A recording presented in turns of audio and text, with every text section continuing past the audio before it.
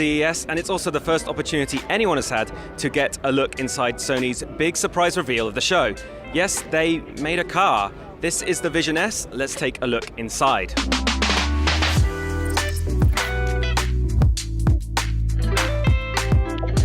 So we come back to the show floor with a lot of questions about Sony's concept car. When is it gonna be on road? It isn't. Who's gonna use the tech? We don't know. There's still plenty of questions, but I could tell you at least one thing. It definitely feels like another automobile, a kind of premium, high-quality car.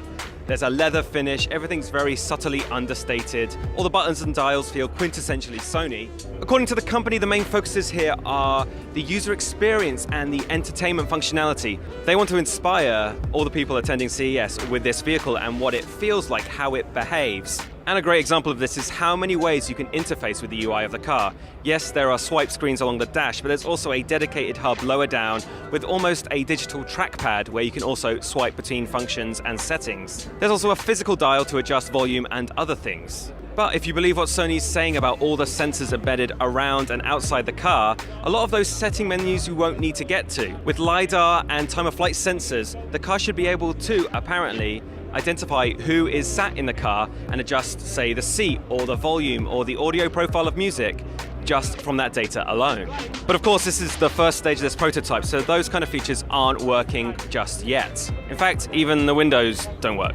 The Project S prototype also has a lot of features you've seen in other premium cars already. Sure, there's the aforementioned touchscreens, but there's also side cameras that are your wing mirrors. There's even one for the rear view. And these are all powered by Sony's own imaging technology, which means they're pretty good. They're pretty good in low light. And again, it's one of the things that plays to the company's strengths. Now, something I didn't notice or read about last night is there's a dedicated dash cam camera already built in. And again, that benefits from those high-end CMOS sensors. But it's not just a standard dash cam. Sony's using its ability to be a multimedia company, so you'll be able to create like special little sizzle reels of your favorite car journeys and even add music and visual effects after the fact. That's not the only thing you can play back on the hub. There's a whole array of multimedia features, whether that's watching Sony-branded movies, listening to Sony-owned music artists. There's even a games tab, but that doesn't quite work at this early stage.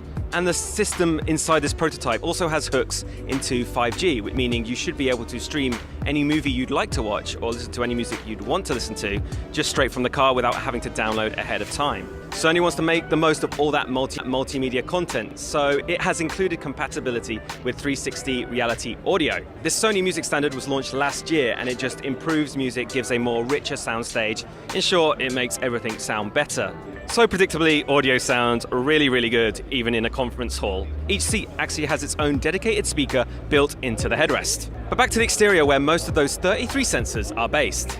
The Vision S is capable of level 2 autonomous driving. That means it can control acceleration, braking, and steering, but a driver still has to be in control of the car when needed. According to a Sony spokesperson, level 3 and level 4 are down the road, but they're still several years away. The company's being realistic, at least in this regard. So according to Sony, experience, entertainment, and kind of just wowing over people seems to be the main thrust of this prototype.